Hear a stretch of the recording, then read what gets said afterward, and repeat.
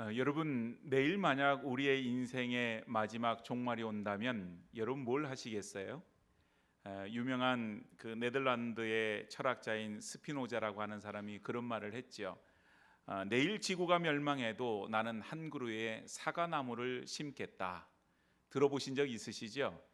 예, 어떤 철학자는 이런 말을 합니다.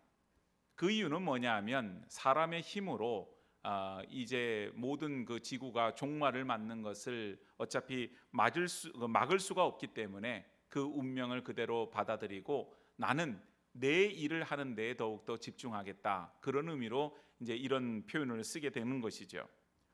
오늘 사람들에게 있어서 마지막 때를 준비하는 두 가지의 그런 자세가 있습니다. 첫 번째는 뭐냐 하면 전혀 마지막 때를 생각하지 않고 준비하지 않는 것입니다. 그 말은 이 세상의 삶이 전부인 줄로 그렇게 생각합니다. 그래서 이 세상에서 누릴 수 있는 것을 누리고 가지고 싶은 것을 가지고 살아가는데 온갖 초점을 맞추죠. 물론 그리스도인이라고 해서 이 세상에서 누릴 수 있는 것을 누리고 가질 수 있는 것을 가지는 것이 죄악된 것이다, 그렇게 말할 수는 없어요. 그러나 우리가 그것이 전부인 줄 알고 그것에만 목적을 맞추어 살아가게 된다면 그것은 그리스도인으로서 잘못된 삶의 자세다, 그렇게 볼 수 있습니다. 또 두 번째는 마지막 때를 생각하면서 그것에 대해서 너무 많은 공포와 염려와 근심 가운데 살아가게 된다고 하는 사실이에요. 현대인들을 향하여서 염려증에 걸린 사람들이다, 이런 얘기를 합니다.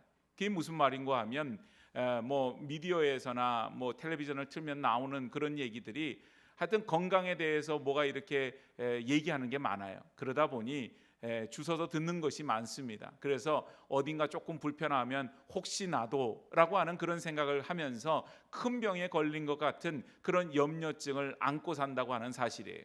그런데 여러분, 우리가 염려와 근심과 뭐 걱정이나 불안이 예수를 믿는다고 해서 없어지지는 않아요. 그런 것들이 찾아오는데 문제는 그것에 대해서 우리가 어떻게 처리하고 어떻게 반응을 보이는가라고 하는 것인데, 문제는 우리가 진리의 말씀을 저버리게 되고 그것에 대해서 잘못된 것으로 채우는 그런 일들이 있더라라고 하는 것입니다. 아시다시피 이 동네는 꽤나 점집이 많아요. 그래서 아마 점집끼리도 굉장히 경쟁이 치열한 것 같습니다. 제가 어저께 보니까는 그 현수막을 이렇게 붙여놨는데 점집 광고예요. 그런데 제가 거기에서 재미난 것을 두 가지를 발견을 했는데, 첫 번째는 뭐냐 하면 자기네 집은 신점만 봅니다, 뭐 그렇게 써 있어요. 이게 무슨 말인가 그랬더니 점을 보는데 이제 그 사람이 이렇게 얘기를 들어보고 상담하듯이 그렇게 하는 게 아니라 자기가 믿는 신, 자기가 이렇게 신접한 그 신의 어떤 계시를 받아서 이제 그 사람한테 말을 해준다는 거죠. 그러니까 무슨 뭘 이렇게 풀어서 얘기하는 것, 그거보다도 신에게서 받은 얘기를 하니까 좀 더 정확하다, 아마 그것을 나타내는 것 같아요. 그런데 두 번째는 더 웃기는 얘기가 있어요. 우리 점집에는 AS를 해줍니다, 그렇게 써 있어요. 그래서 아니, 점집에서 AS를 어떻게 해주나, 무슨 가전제품도 아니고. 그래서 가만히 생각을 해보니까 이거를 틀리면은, 점을 봐서 틀리면은 맞을 때까지 그냥 공짜로 점을 봐준다는 말인가, 뭐 그런 생각을 하게 되었습니다. 굉장히 좀 재밌는 얘기죠. 오늘 여러분, 많은 사람들이 불안하기 때문에 그런 데를 찾아가게 돼요.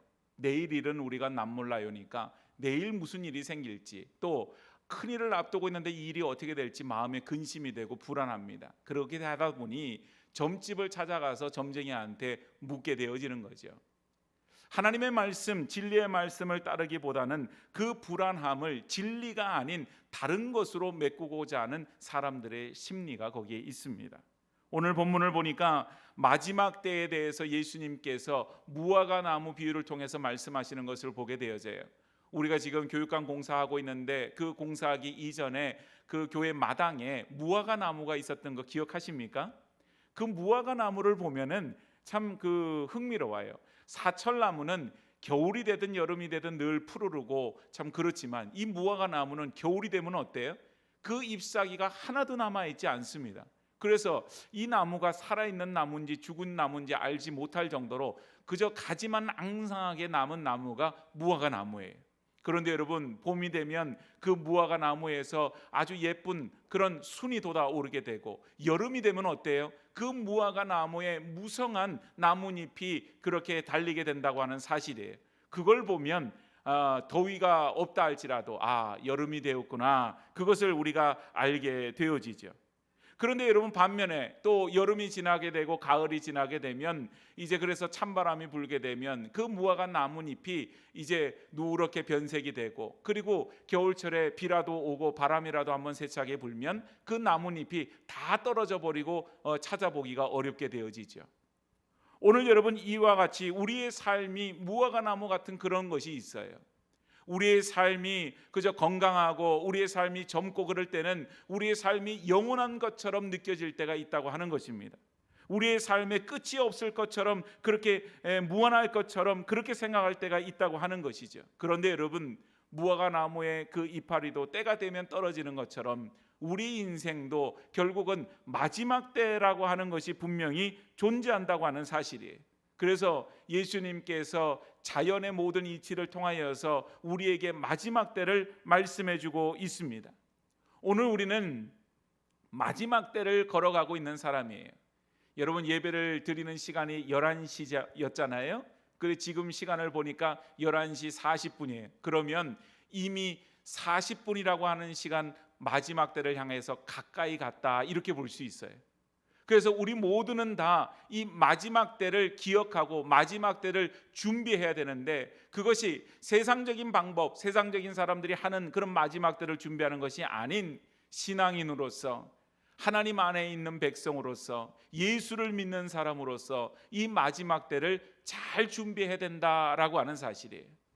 우리 아까 장로님 기도하셨고, 또 오늘 우리 최 집사님 가정이 여기 나와 있지만, 우리 한 달 동안에 우리 교회 어르신들 3분의 장례를 치루었어요. 그런데 그 장례를 치르면서도 그런 마음을 가지게 되죠. 인생이라고 하는 것이 마지막 때가 분명히 있구나. 그분들의 옛날 얘기를 들어보면 20년 전 얘기만 하더라도 정말 교회에서 이렇게 표현적으로 말하자면 날라다닐 정도로 그렇게 아주 헌신적으로 주의 교회를 섬기고 일하셨던 그 모습을 기억하는 많은 분들이 계세요. 그런데 시간이 지나니까 그 육신이 쇠약해지게 되고 연약해지게 되고 그 마지막 때를 맞이하게 되더라라고 하는 것입니다. 그런데 여러분, 어쩔 수 없는 그런 과정을 겪지만 어때요? 예수 안에서 평생을 주를 위해서 예배하고 헌신하고 섬기다가 또 때가 되어 마지막 때를 맞았던 그분의 삶이 초라하거나 또 덧없거나 의미가 없거나 그렇습니까? 그렇지를 않아요. 오히려 그 마지막 때가 오히려 하나님 앞에서 축복된 마지막 때, 너무나도 귀한 마지막 때를 우리는 바라볼 수 있었습니다. 왜냐하면 그분들 모두가 다 하나님 앞에서 영원 복락을 누리고 계시기 때문에 그래요. 오늘 여러분, 바라기는 여기 앉아있는 모든 분들이 결국은 마지막 때를 향해서 달려가지만 그 마지막 때에 하나님과 더불어서 영원 복락을 누리는 천국에 들어가는 천국 백성들 되어지기를 축복합니다. 그래서 여러분, 우리는 그 천국에 들어가는 마지막 때를 생각하지만 또 이 땅에서의 마지막을 살아가는 우리 모두가 그저 마지막 때가 온다, 누구든지 다 죽는다, 그것은 일반적으로 예수를 믿거나 믿지 않거나 똑같아요. 그러나 우리가 살아가는 가운데 마지막 때를 어떻게 준비하느냐는 예수를 믿는 사람과 그렇지 않은 사람 사이에는 하늘과 땅 차이, 엄청난 차이가 있고, 또 그 마지막 때가 되어 하나님 앞에 섰을 때 그 마지막 순간도 역시나 하늘과 땅 사이로 전혀 다른 그런 순간을 우리는 맞이하게 되는 거예요. 그래서 오늘 말씀을 통하여서 우리가 마지막 때를 어떻게 준비할 것인가 말씀을 통하여서 살펴보고 마지막 때를 온전히 준비할 수 있는 저와 여러분들이 되어지기를 주님의 이름으로 축복합니다. 먼저 첫 번째는 우리가 기억해야 될 것, 지금이 우리의 전부가 아님을 깨달아야 한다라고 하는 사실이에요. 오늘 본문 29절과 30절 말씀을 보니까 이에 비유로 이르시되 무화과 나무와 모든 나무를 보라, 싹이 나면 너희가 보고 여름이 가까운 줄을 자연히 아나니 그랬어요. 사람은 어떤 징조를 보고 현재를 어떻게 보고 그리고 앞으로 무슨 일이 일어나나 그런 것들을 볼 수밖에 없다라고 하는 것입니다. 옛날 우리 어머니들이 지금도 뭐 그러시지만 날씨가 굽고 비가 오려고 하면 허리가 쑤시고 무릎이 쑤시고 팔다리가 쑤시고 그러잖아요. 그래서 어른들 하는 말로 팔다리가 쑤시고 무릎이 쑤시고 허리가 쑤시면 아이고 얘 비가 오려나 보다. 옛날에 일기예보가 없을 때에도 그렇게 말씀하시면 정확하게 비가 오는 그런 일들이 있었던 것을 봅니다. 오늘 우리 가운데 있는 일들을 통하여서 미래를 우리는 바라보게 되어지죠. 오늘 31절의 말씀을 보니까 이와 같이 너희가 이런 일이 일어나는 것을 보거든 하나님 나라가 가까이 온 줄을 알라, 이렇게 말씀하셨어요. 이런 일들이, 어떤 일들이 벌어질 때 하나님 나라가 가까이 오느냐. 오늘 여러분, 하나님 나라는 하나님께서 통치하시는 나라, 또 하나님 나라를 한문으로 말하면 그게 바로 천국이에요. 천국이 가까이 왔다, 우리가 죽을 날이 가까이 왔다, 그런 의미도 되지만 또 다른 의미로 보면은 이것은 이미와 아직이라고 하는 두 단어를 통해서 설명할 수가 있어요. 자, 이미 무엇이 이루어졌다라고 할 때 이미라고 하는 말을 씁니다. 오늘 이미 여러분들은 교회에 오셨습니다, 그런 말할 때 이미라고 하는 말을 써요. 오늘 예수님께서 우리를 구원하기 위해서 이 땅에 오셨어요. 그래서 우리는 이미 하나님 나라 백성이 되었다, 이미 예수님으로 말미암아 구원받은 백성이 되었다, 그렇게 우리는 고백할 수 있습니다. 믿습니까? 그렇지요. 오늘 우리는 이미 하나님 나라를 경험하고 있는 삶이에요. 예수님이 내 삶을 통치하시고 예수님이 나를 이끌고 계시고 성령님께서 나로 하여금 깨닫게 하시고 내 삶을 이끌어 주시는 것, 우리는 하나님 나라 백성, 천국의 백성으로 지금 이미 우리는 그 삶을 살아가게 되어지는 것이죠. 자, 그런데 이미 이루어진 하나님의 나라도 있지만 아직까지 우리 가운데 오지 않은 하나님 나라도 있어요. 그래서 아까 말했던 이미와 아직 사이라, 그렇게 말을 합니다. 아직까지 오지 않은 나라는 주님이 재림이 우리 가운데 이루어지지 않았기 때문에 영원한 하나님의 나라가 우리 가운데 오지 않았어요. 또 우리가 이 땅 가운데에서 하나님 나라 백성으로 살고는 있지만 하나님이 예비해 놓으신 그 영원한 천국, 우리의 본향에 우리가 아직 들어가지 않았기 때문에 아직 하나님 나라 백성으로 완성된 삶을 살아가고 있지는 않는다라고 하는 사실이에요. 오늘 여러분, 성경에 나오는 31절 말씀에 하나님 나라가를 말씀할 때는 이거는 아직의 개념이에요. 무화과 나무가 이제 잎이 나는 것을 보고 여름이 가까운 줄 알라, 그것처럼 주님의 재림이, 하나님의 나라가 우리 가운데 아직 임하지 않았다라고 하는 것이에요. 오늘 그와 같은 것을 징조를 보면서 하는데, 말세의 징조를 우리 오늘 성경 21장 8절부터 시작해서 쭉 설명을 하고 있어요. 여러분, 마지막 때가 되면 무슨 일이 생기나요? 마지막 때가 되면 거짓 그리스도가 나타납니다. 10절에 보니까는 민족이 민족을 대적하고 나라가 나라를 대적해요.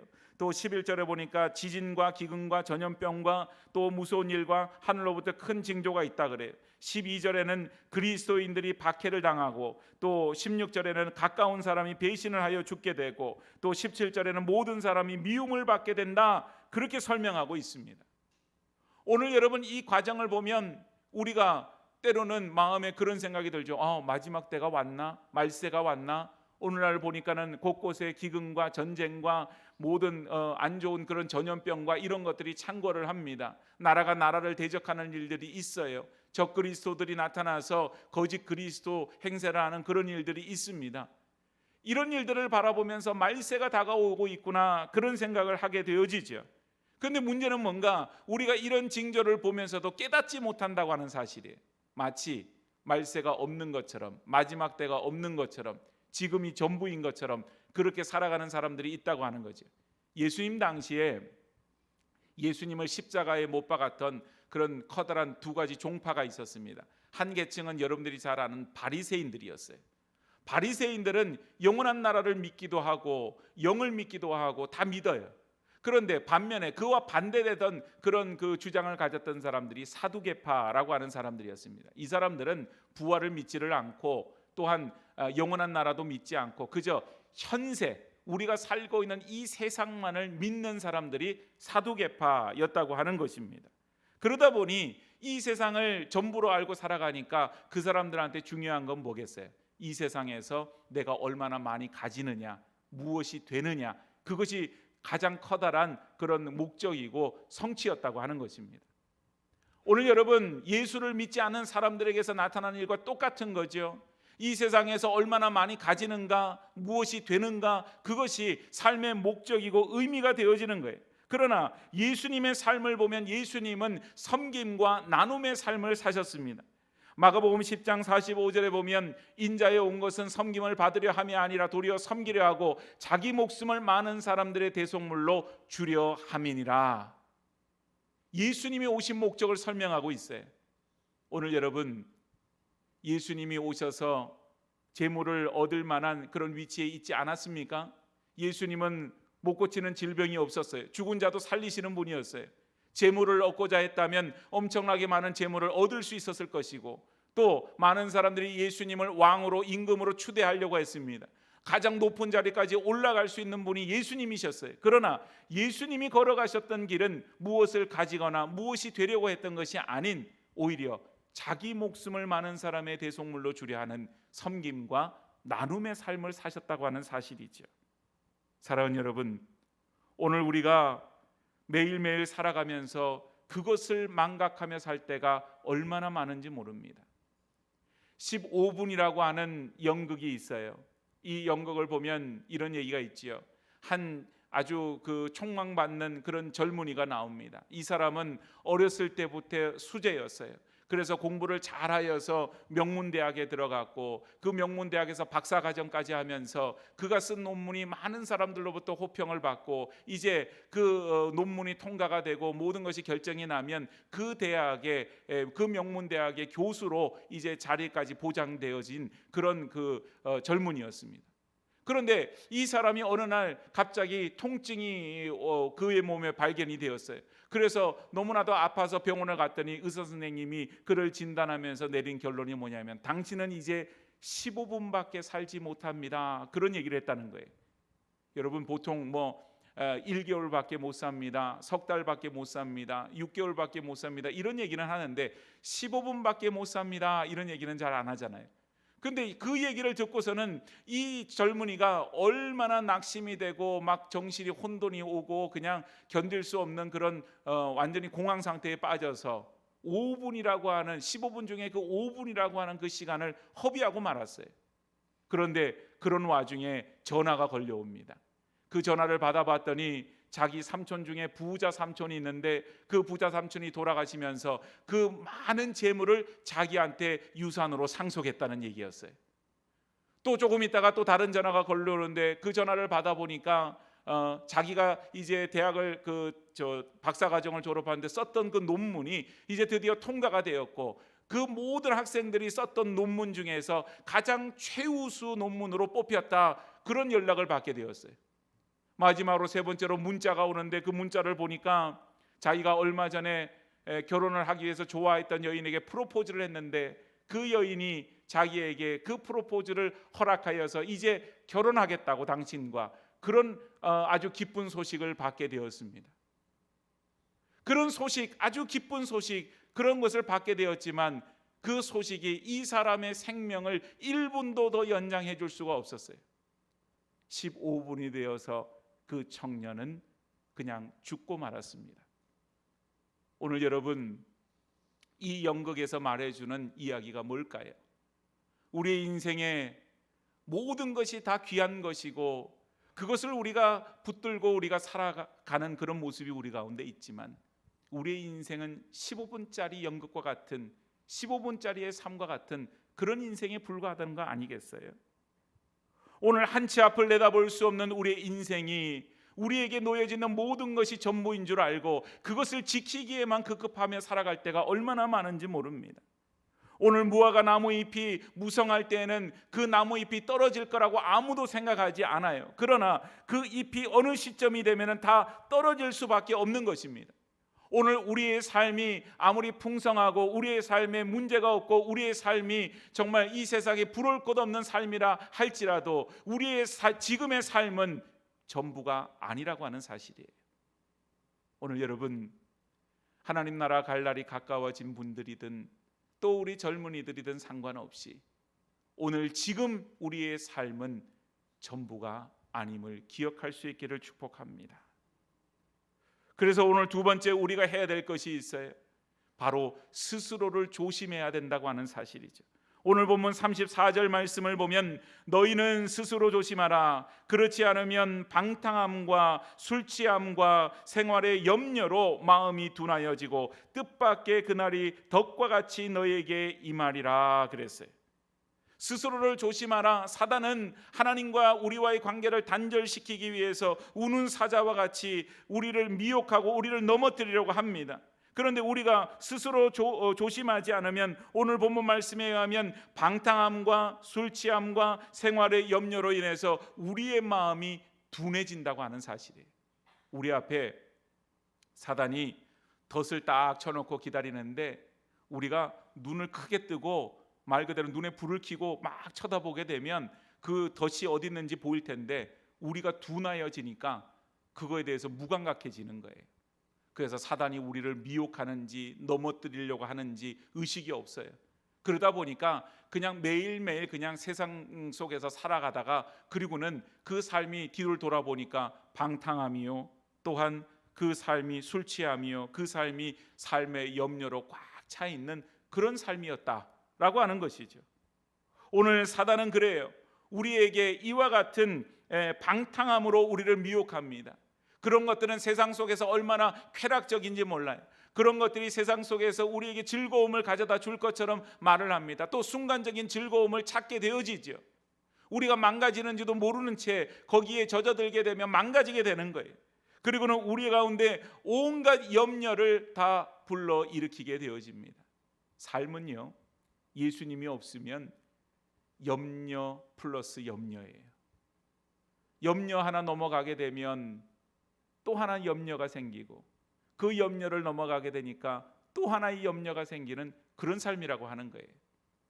어떤 청년이 있었는데 이 청년이 정신적으로 조금 문제가 있는 청년이에요. 왜 그런가 하면 본인이 자꾸 쥐라고 생각을 하는 거예요. 웃기죠? 사람이 쥐라고 생각하니까. 그래서 이 사람이 정신과 병원을 찾아가서 의사 선생님 상담을 하는데 아니라고 얘기를 해도 자꾸 자기가 쥐래요. 그래서 의사 선생님이 계속 상담을 하는데 이 문제가 해결 안 되니까 이제 전략을 바꿔야 되겠다. 그래서 이 청년에게 뭐라고 말을 하느냐면 그래요. 당신은 옛날에는 쥐가 맞았습니다. 그런데 지금은 사람으로 변해서 이렇게 사람이 됐으니까 지금은 당신은 사람이니까 걱정하지 말고 살라고, 그리고 염려하지 말고 살라고 그러고는 말을 해주었어요. 그랬더니 이 청년이 막 기뻐가지고 그렇군요, 내가 옛날에 쥐였군요, 근데 지금 사람이군요, 그러니까 이제 염려하지 말고 살아야지요. 그리고는 아주 기쁜 마음으로 그 의사와 상담을 마치고 돌아갔대요. 그런데 그 다음날 이 청년이 의사 선생님을 또 찾아왔어요. 선생님, 제가 밤에 잠을 못 자겠습니다. 그래서 왜 잠을 못 자냐고 그러고 물어봤더니 고양이 때문에 잠을 못 자겠대요. 아니, 당신이 사람인데 왜 고양이 때문에 잠을 못 자냐고 그랬더니 당신 사람입니다. 이제 고양이를 두려워할 필요가 없어요. 그랬더니 그래요, 맞습니다. 저는 사람인지 제가 압니다. 그런데요, 그 고양이도 제가 쥐가 아닌 사람인 줄 알까요? 그러고 얘기를 하더라는 거예요. 여러분, 사람이 가지고 있는 이 염려와 근심이라는 것이 그래요. 쓸데없는 거죠. 다 쓸데없는 거예요. 그 염려로 우리의 키를 한 자나 더 할 수 있느냐 예수님 말씀하셨잖아요. 염려함으로 마음 만들어질 수 없는 게 없는데 우리는 그것 때문에 밤잠을 이루지 못하고 근심에 근심을 계속해서 해나가죠. 그런데 그 모든 것들이 다 정말 하나님이 주신 마음, 성령님 주신 마음이냐? 그렇지 않다는 거예요. 사단이 그 마음을 이용하여서 우리를 미혹하고 우리로 하여금 넘어뜨리고 우리로 하여금 하나님 말씀 가운데서 믿음 가운데서 굳건하게 서지 못하도록 그러고 만든다고 하는 거죠. 그래서 그 모든 것이 다 덫과 같이 임한다. 덫은요, 짐승을 잡을 때 어디다가 이렇게 놓습니다. 그런데 덫을 놓을 때도 보면 짐승이 다닐 만한 곳에다가 그 덫을 놓게 되고요, 그 다음에 짐승이 눈치채지 못하도록 그 덫을 놨죠. 그냥 짐승이 눈치채도록 아무렇게 놓지 않아요. 그래서 그 덫을 놓은 사람은 짐승이 이제 지나가기만을 기다리는 거예요. 그러다가 짐승이 탁 걸리면 그 짐승을 잡겠죠. 사단이요. 드러내놓고 우리를 대적하면 우리가 어떻게 하겠어요? 다시 우리의 믿음으로 불타오르는 그런 전투력으로 아마 그 사단과 대적해서 싸워서 이기려고 우리의 믿음을 새롭게 할 겁니다. 사단도 그걸 알죠. 그러니까 사단이 우리가 대놓고 우리에게 접근하지 않아요. 덫을 딱 쳐놓고서는 그리고는 우리를 기다리는 거예요. 걸려서 넘어지도록. 그래서 강문호 목사님이라고 하는 분이 사단의 7가지 덫이라고 해서 그것을 이렇게 말을 했습니다. 여러분 혹시 여러분들이 그런 생각을 하는지 안 하는지 한번 잘 살펴보세요. 7가지 덫입니다. 첫 번째는 누구나 하는 것인데 내가 했다고 죄가 될까? 두 번째는 아직 젊으니까 신앙은 나중에 나이 들어서 갖자. 세 번째는 아주 미미한 것은 양심에 큰 가책이 없다. 네 번째는 이번이 딱 한 번이니까 괜찮겠지.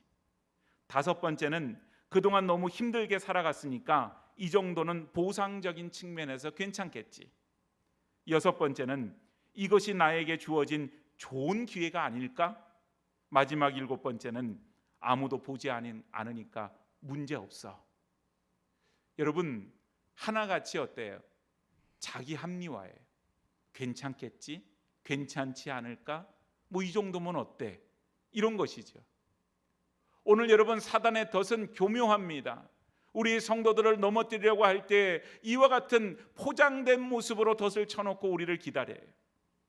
오늘 그리스도인들이 그러기 때문에 세상을 탓하고 남을 탓하고 할 시간이 없어요. 자기 스스로를 자기 허물을 돌아보는 일에도 너무나도 바쁘게 살아가야 되는 것이죠. 오늘 마태복음 7장 3절 말씀을 보면 어찌하여 형제의 눈 속에 있는 티는 보고 내 눈 속에 있는 들보는 깨닫지 못하느냐 그랬어요. 오늘 여러분 우리 스스로를 돌아보지 않은 사람들에게는 자기에게는 얼마나 너그러운 줄 몰라요. 내가 하면 다 괜찮은 거예요. 그러나 다른 사람이 하면요 조그마한 것도 다 문제가 됩니다. 그래서 여러분 성도는 그래요. 나 스스로를 돌아보기에도 바빠요. 이 짧은 시간에 날마다 나 자신을 돌아보고 하나님 말씀 앞에서 나를 세우는 일에도 얼마나 바쁜데 누구를 비판하고 누구를 바라보고 누구를 비난하고 누구를 평가할 그런 시간이 없는 것이죠. 오늘 우리 성도들은 신앙생활을 오래 하는 가운데서 특별히 스스로를 돌아보는 일을 멈추지 말아야 될 줄로 믿습니다. 오늘 여러분 교회가 무너지는 것도 내 신앙이 무너지는 것도 엄청난 구멍이 아닙니다. 댐이 무너지는 것도 조그만한 바늘구멍 같은 것이 있을 때 그 구멍을 통해서 물이 쏟아져 나오면 그 구멍이 커지게 되고 댐이 무너지는 거죠. 오늘 교회나 우리 개인의 신앙생활도 똑같은 건 아니겠어요? 덫에 걸려 넘어질 때 처음에는 이거 별거 아니니까 괜찮겠지 그러다가 그것에 넘어지게 되면은 결국 무너질 수밖에 없어요. 여러분 방탕함에 빠진 사람이 처음부터 방탕해야지 생각하고 빠지는 사람은 아무도 없습니다. 마약에 빠지는 사람도 처음에는 아주 약한 마약에 손을 대게 되지만 그 마약에 중독이 되면 더 자극이 큰 마약으로 점점 나아가게 된다 그러잖아요. 오늘 여러분 우리의 죄는 작은 것일지라도 그 죄를 용인해 주는 순간 그 죄가 우리에게 덫이 되어서 더 큰 구멍을 만들어낼 수밖에 없다고 하는 사실이에요. 사랑하는 여러분, 우리 스스로를 조심할 수 있기를 바랍니다. 돌다리도 두드리며 건너가는 그 심정으로 우리가 신앙인으로서 살아가는 모든 발걸음들이 스스로를 살펴서 스스로에게 너무 많은 공간, 너무 많은 합리화를 주지 말고 하나님 말씀 앞에서 스스로를 살펴나가는 일을 해야 할 줄로 믿습니다. 마지막 세 번째는 그렇기 때문에 우리는 신앙인의 삶을 살아가는 일에 게을리하지 말아야 돼요. 오늘 본문 36절을 보면 이러므로 너희는 장차 올 이 모든 이를 능히 피하고 인자 앞에서 서도록 항상 기도하며 깨어 있으라 하시더라. 항상 기도하며 깨어 있으라. 하나님 앞에서 성도들은 기도하는 성도들이 되어져야만 합니다. 기도한다고 하는 게 여러분 무슨 의미예요? 기도는 내 소원을 아뢰는 것도 기도지요. 그러나 본질적으로 내가 내 원대로 내 뜻대로 이루는 것이 기도가 아닌 예수님 기도처럼 내 원대로 마옵시고 아버지의 원대로 하옵소서, 그게 기도인 거예요. 그래서 우리가 기도할 때는 내 생각을 내려놓고 아버지의 뜻 앞에, 아버지의 생각 앞에 내 생각을 맞추는 것이 기도예요.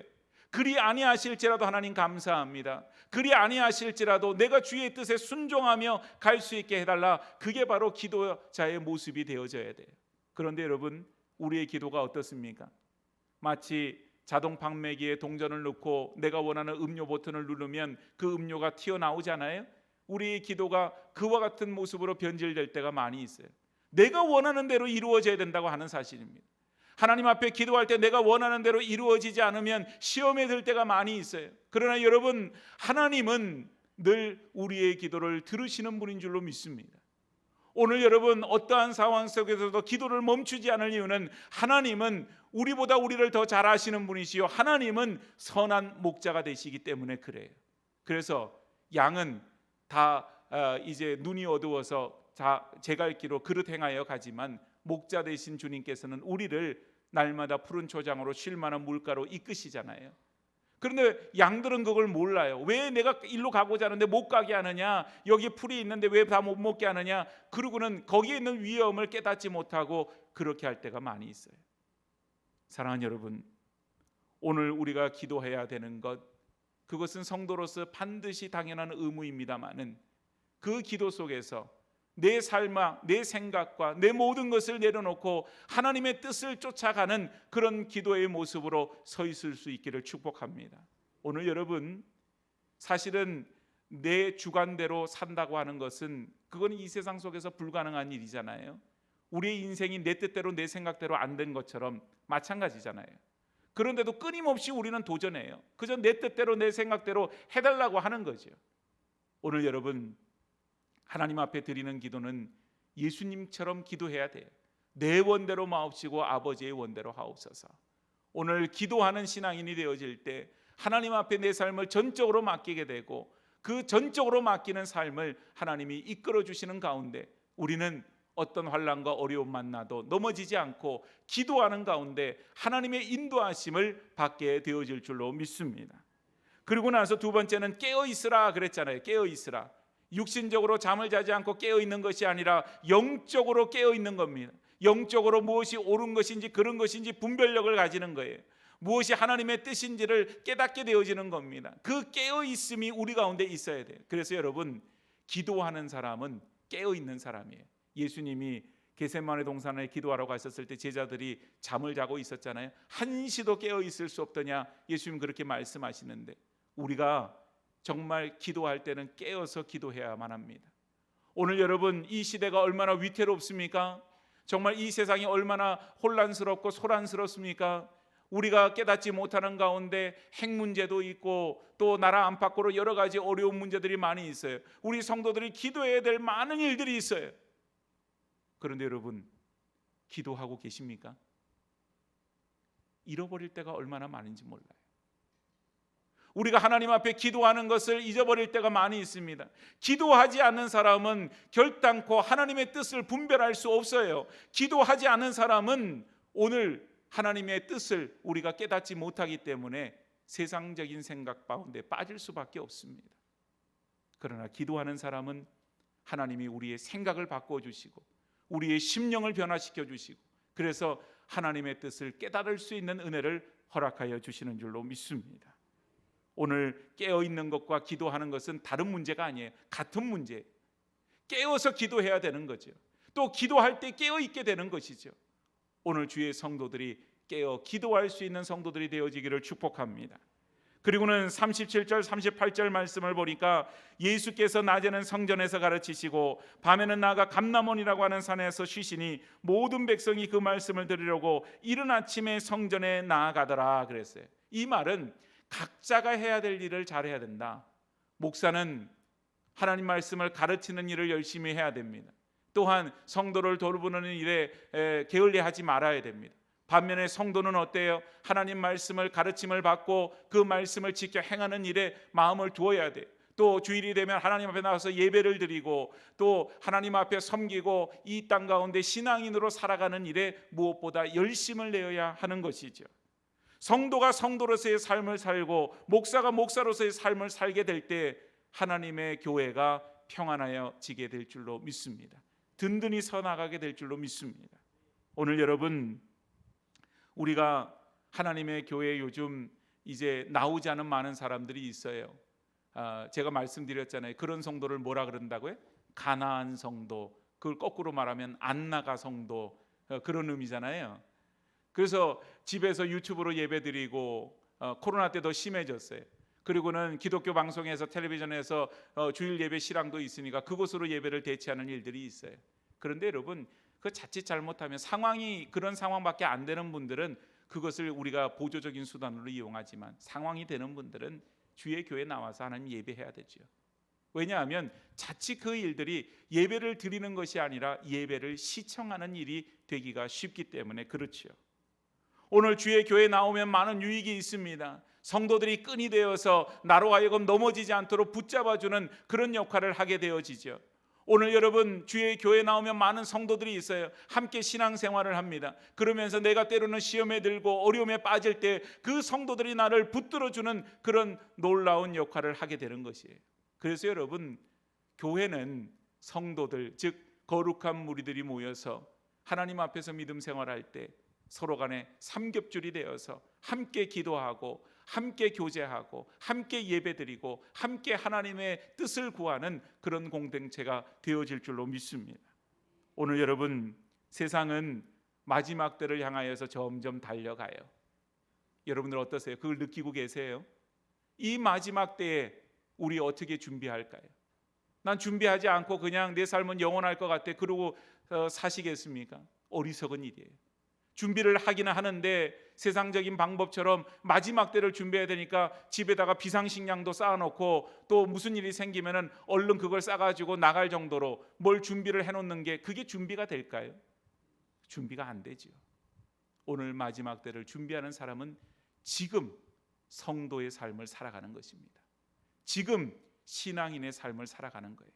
주님 오시는 그날까지 내가 예수 안에서 예수로 살고, 마지막 그 순간에 내가 예수 안에서 예수로 죽게 되면 그 사람만큼 천국을 준비한 사람은 없게 되어질 줄로 믿습니다. 우리 모두가 다 예수로 살고 예수로 죽는 마지막 때를 준비하는 주의 성도들이 되어지기를 주의 이름으로 축복합니다.